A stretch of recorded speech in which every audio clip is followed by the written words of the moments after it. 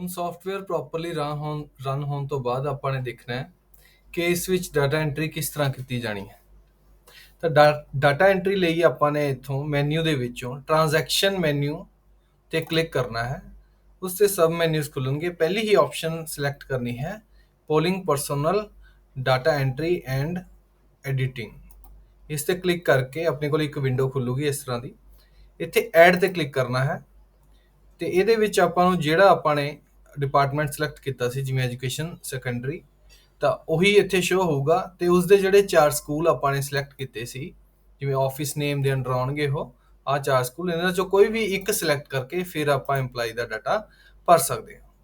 ਜਿਵੇਂ ਇੱਥੇ ਆਪਣੇ ਕੋਲੇ ਆਪਸ਼ਨਸ ਨੇ ਜਿਹੜੀਆਂ ਉਹ ਆਪਾਂ ਨੇ ਫਿਲ ਕਰਨੀਆਂ ਹਨ। ਜਿਵੇਂ ਨੇਮ ਹੈ ਜਸਪਾਲ ਸਿੰਘ ਮੰਨ ਲਓ, ਉਸ ਤੋਂ ਬਾਅਦ ਉਸਦਾ ਫਾਦਰ ਨੇਮ,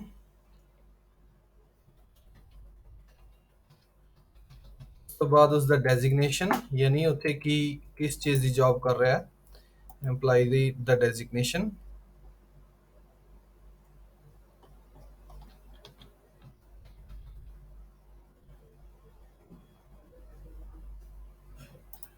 ਜਿਵੇਂ ਇੱਥੇ ਹੈਗਾ ਹੈਡਮਾਸਟਰ। ਉਸ ਤੋਂ ਬਾਅਦ ਜੈਂਡਰ ਮੇਲ ਜਾਂ ਫੀਮੇਲ, ਇਹ ਧਿਆਨ ਨਾਲ ਭਰਨਾ ਹੈ, ਕਈ ਵਾਰ ਮਿਸ ਹੋ ਜਾਂਦਾ ਤੇ ਫੀਮੇਲ ਦਾ ਵੀ ਕਈ ਵਾਰ ਮੇਲ ਹੀ ਰਹਿ ਜਾਂਦਾ ਕਿਉਂਕਿ ਆਪਾਂ ਇਹਨੂੰ ਧਿਆਨ ਨਹੀਂ ਗੌਲ ਦੇਣੀ, ਬਾਅਦ ਵਿੱਚ ਇਸ ਦੀ ਬੜੀ ਪ੍ਰੋਬਲਮ ਆਉਂਦੀ ਹੈ। ਉਸ ਤੋਂ ਬਾਅਦ ਕਲਾਸ ਭਰਨੀ ਹੈ, ਕਲਾਸ ABC, ਯਾਨੀ ਕਿਹੜੇ ਗਰੁੱਪ ਦੀ ਆਪਣੀ ਪੋਸਟ ਹੈ ਉਸ ਦੇ ਅਕੋਰਡਿੰਗ ਆਪਣੀ ਕਲਾਸ ਭਰ ਦੇਣੀ ਹੈ। ਉਸ ਤੋਂ ਬਾਅਦ ਪੇ ਸਕੇਲ ਭਰਨਾ ਹੈ, ਜੋ ਵੀ ਹੈ ਇਹ ਆਪਾਂ ਨੂੰ ਡਿਪਾਰਟਮੈਂਟ ਦੇ ਵਿੱਚੋਂ ਕਲੀਅਰ ਹੋ ਜਾਂਦਾ, HODs ਨੂੰ ਪਤਾ ਹੀ ਹੁੰਦਾ ਆਪਣੇ ਆਫਿਸਿਸ 'ਚ। ਉਸ ਤੋਂ ਬਾਅਦ ਬੇਸਿਕ ਪੇ। ਇੱਥੇ ਜਿਹੜੇ ਰੈੱਡ ਕਲਰ ਦੇ ਵਿੱਚ ਆਪਾਂ ਨੂੰ ਫੀਲਡ ਦਿਖ ਰਹੇ ਨੇ ਤਾਂ ਇਹ ਮੈਂਡੇਟਰੀ ਹਨ। ਇਹਨਾਂ ਨੂੰ ਭਰੇ ਬਿਨਾ ਇਹ ਸੌਫਟਵੇਅਰ ਸੇਵ ਦੇ ਵਿੱਚ ਡਾਟਾ ਸੇਵ ਨਹੀਂ ਹੋਊਗਾ। ਬਟ ਜਿਹੜੇ ਇਸ ਤਰ੍ਹਾਂ ਜਿਵੇਂ ਐਪਿਕ ਨੰਬਰ ਵਗੈਰਾ, ਸੀਰੀਅਲ ਨੰਬਰ ਵਗੈਰਾ, ਆਧਾਰ ਨੰਬਰ, ਇਹ ਹੈਗੇ ਨੇ ਆਪਸ਼ਨਲ ਫੀਲਡਸ ਨੇ, ਆਪਾਂ ਨੇ ਭਰ ਦੋ, ਠੀਕ ਹੈ, ਵਧੀਆ ਗੱਲ ਹੈ। ਜੇ ਨਹੀਂ ਵੀ ਭਰਾਂਗੇ ਤਾਂ ਸੇਵ ਡਾਟਾ ਆਪਣਾ ਸੇਵ ਹੋ ਜਾਊਗਾ। ਉਸ ਤੋਂ ਬਾਅਦ ਜਿਹੜਾ 11th ਨੰਬਰ ਕਾਲਮ ਹੈ, ਇਹਦੇ ਵਿੱਚ ਆਪਾਂ ਨੇ ਕੰਸਟੀਚੁਐਂਸੀ ਭਰਨੀ ਹੈ ਜਿੱਥੇ ਆਪਾਂ ਕੰਮ ਕਰ ਰਹੇ ਹਾਂ।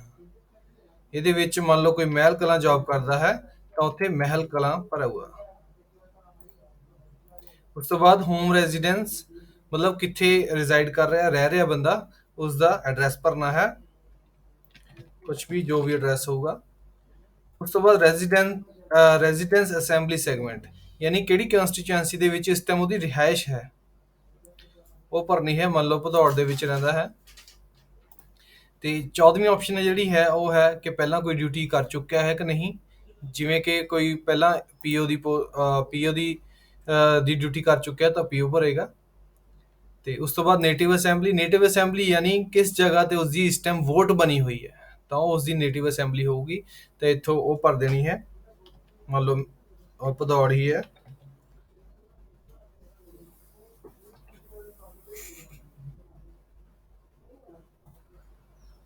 ਉਸ ਤੋਂ ਬਾਅਦ ਸਿਲੈਕਟ ਐਜ਼, ਯਾਨੀ ਕਿਸ ਚੀਜ਼ ਦੇ ਵਿੱਚ ਆਪਾਂ ਡਿਊਟੀ ਕਰਨਾ ਚਾਹੁੰਦੇ ਹਾਂ।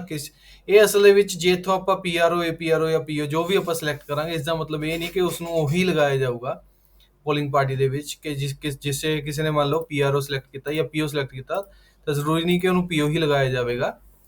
ਠੀਕ ਹੈ, ਇਹ ਉਸ EMPLOYEE ਦੇ ਪਾਸੋਂ ਇੱਕ ਰਿਕੁਐਸਟ ਹੈ ਜਾਂ ਫਿਰ ਉਹ ਆਪਣੀ ਇੱਛਾ ਜ਼ਾਹਰ ਕਰਦਾ ਕਿ ਮੈਂ ਇਸ ਚੀਜ਼ ਦੀ ਡਿਊਟੀ ਕਰਨਾ ਚਾਹੁੰਦਾ ਹਾਂ, ਪਰ ਜ਼ਰੂਰੀ ਨਹੀਂ ਕਿ ਬਾਅਦ ਵਿੱਚ ਇਸੇ ਚੀਜ਼ ਤੇ ਉਸਦੀ ਡਿਊਟੀ ਲੱਗੇਗੀ। ਉਹ PRO ਜਾਂ APRO ਜਾਂ ਕੋਈ ਹੋਰ ਡਿਊਟੀ ਵੀ ਉਸਦੀ ਪੋਲਿੰਗ ਪਾਰਟੀ ਦੇ ਵਿੱਚ ਤਾਂ ਇਹ ਤਿੰਨੋਂ ਡਿਊਟੀਆਂ ਹੋਣਗੀਆਂ, PRO, APRO ਜਾਂ PO।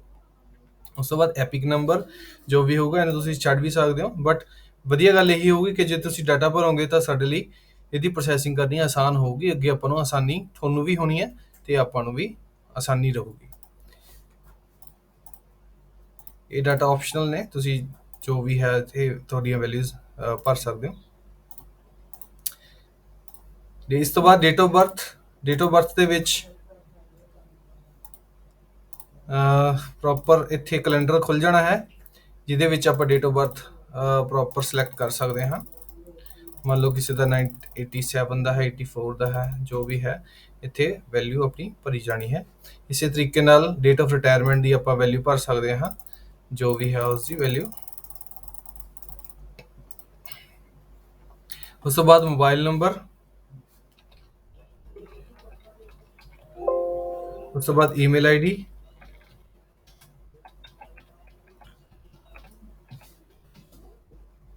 ਉਸ ਤੋਂ ਬਾਅਦ ਬੈਂਕ ਡਿਟੇਲ। ਬੈਂਕ ਡਿਟੇਲ ਇਸ ਲਈ ਹੈ ਕਿ ਜੋ ਵੀ ਤੁਹਾਨੂੰ ਓਨਰੇਰੀਅਮ ਮਿਲਣਾ ਹੈ ਡਿਊਟੀਜ਼ ਦੇ ਲਈ, ਉਹ ਇਸ ਬੈਂਕ ਦੇ ਖਾਤੇ ਦੇ ਵਿੱਚ ਭੇਜਿਆ ਜਾਊਗਾ। ਤਾਂ ਵਧੀਆ ਗੱਲ ਇਹੀ ਹੈ ਕਿ ਆਪਾਂ ਬੈਂਕ ਦਾ ਖਾਤੇ ਦੀ ਡਿਟੇਲ ਪਹਿਲਾਂ ਹੀ ਪ੍ਰੋਪਰਲੀ ਸਹੀ ਤਰੀਕੇ ਨਾਲ ਦੇ ਦਿੱਤੀ ਜਾਵੇ, ਤਾਂ ਬਾਅਦ ਵਿੱਚ ਆਪਾਂ ਨੂੰ ਓਨਰੇਰੀਅਮ ਆਉਣ ਦੇ ਵਿੱਚ ਬੜੀ ਆਸਾਨੀ ਰਹੂਗੀ।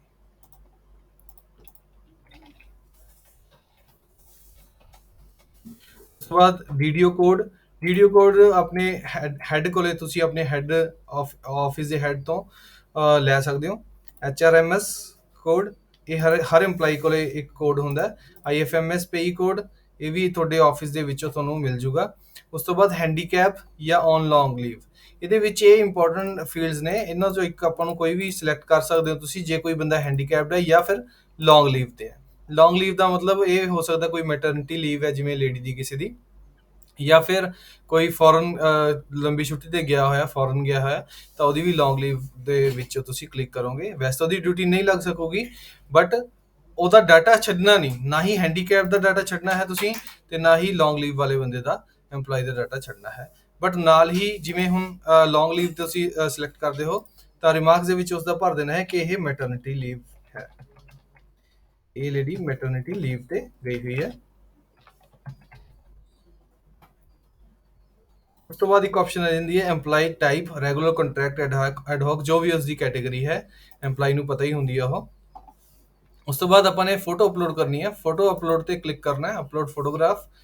ਤੇ ਤੁਸੀਂ ਜਿਹੜੀ ਵੀ ਫੋਟੋ ਤੁਸੀਂ ਆਪਣੀ ਲਿਆ ਕੇ ਰੱਖੀ ਹੋਊਗੀ ਇੱਥੇ EMPLOYEES ਦੀ, ਤਾਂ ਉਹ ਭਰਨੀ ਹੈ ਡੈਸਕਟਾਪ ਦੇ ਉੱਪਰ, ਜਿਵੇਂ ਆਪਣੇ ਰੱਖਿਆ ਇੱਥੇ।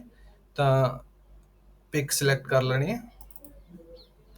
ਤਾਂ ਇਹਨੂੰ ਇਸ ਤੋਂ ਬਾਅਦ ਇਹ ਅਪਲੋਡ ਹੋ ਗਈ ਫੋਟੋ, ਤੇ ਤੁਸੀਂ ਇਸ ਤੋਂ ਬਾਅਦ ਇਸ ਨੂੰ ਸੇਵ ਕਰ ਦੇਣਾ ਹੈ। ਪਰ ਫੋਟੋ ਦੇ ਵਿੱਚ ਇਹ ਧਿਆਨ ਰੱਖਣਾ ਹੈ ਕਿ ਜਿਹੜੀ ਵੀ ਫੋਟੋ ਉਹ 20 KB ਤੋਂ ਘੱਟ ਹੋਣੀ ਚਾਹੀਦੀ ਹੈ ਉਸਦੀ ਮੈਮਰੀ।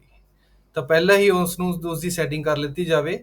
ਜਿਹੜੇ ਵੀ ਅਲੱਗ-ਅਲੱਗ EMPLOYEES ਤੋਂ ਇੱਕ ਬੰਦਾ ਭਰ ਰਿਹਾ ਹੈ ਡਾਟਾ ਆਫਿਸ ਦਾ, ਤਾਂ ਉਹ ਪਹਿਲਾਂ ਹੀ ਇਹ ਕਲੀਅਰ ਕਰ ਲਵੇ ਕਿ ਜਿਹੜੀਆਂ ਉਸ ਕੋਲ ਫੋਟੋਜ਼ ਹਨ EMPLOYEES ਦੀਆਂ, ਤਾਂ ਉਹ ਉਹਨਾਂ ਦੀ ਮੈਮਰੀ ਹੈ ਜਿਹੜੀ 20 KB ਤੋਂ ਘੱਟ ਹੈ। ਹਰੇਕ ਫੋਟੋ ਯਾਨੀ 20 KB ਤੋਂ ਘੱਟ ਦੀ ਹੋਣੀ ਚਾਹੀਦੀ ਹੈ। ਇਸ ਤੋਂ ਬਾਅਦ ਸੇਵ ਤੇ ਕਲਿੱਕ ਕਰਾਂਗੇ, ਤਾਂ ਆਪਣਾ ਜਿਹੜਾ ਹੈ ਇੱਥੇ ਇੱਕ ਆਪਸ਼ਨ ਆ ਰਹੀ ਹੈ ਆਪਣੇ ਕੋਲੇ, do you want to save a record, have you selected. ਇਹ ਯਾਨੀ ਕਨਫਰਮ ਕਰ ਰਿਹਾ ਹੈ ਕਿ ਤੁਸੀਂ 11, 13 ਤੇ 15 ਨੰਬਰ ਕਾਲਮ ਨੇ ਉਹ ਸਹੀ ਤਰੀਕੇ ਨਾਲ ਭਰੇ ਹਨ। ਤਾਂ ਇਹਦਾ ਮਤਲਬ ਇਹ ਇੰਪੋਰਟੈਂਟ ਕਾਲਮ ਨੇ, ਇਸ ਦੀ ਵੈਲਿਊ ਹੈ ਜੋ ਤੁਸੀਂ ਸਹੀ ਤਰੀਕੇ ਨਾਲ ਭਰਨੀ ਹੈ। ਇਸ ਤੇ ਯੈਸ ਕਰਾਂਗੇ, ਤੇ ਇਸ ਨਾਲ ਇਹ ਵੀ ਕਨਫਰਮ ਕਰ ਰਿਹਾ ਕਿ ਤੁਸੀਂ ਔਨ ਲੌਂਗ ਲੀਵ ਸਿਲੈਕਟ ਕੀਤਾ ਹੋਇਆ। ਜੇ ਹੈਂਡੀਕੈਪ ਹੋਊਗਾ ਤਾਂ ਹੈਂਡੀਕੈਪ ਪੁੱਛੂਗਾ, ਠੀਕ ਹੈ। ਤੇ ਇਸ ਤੇ ਓਕੇ ਕਲਿੱਕ ਕਰ ਦੇਣਾ ਹੈ। Record saved successfully. ਇਸ ਤਰ੍ਹਾਂ ਤੁਸੀਂ ਆਪਣੀ ਡਾਟਾ ਦੀ ਐਂਟਰੀ ਕਰ ਸਕਦੇ ਹੋ।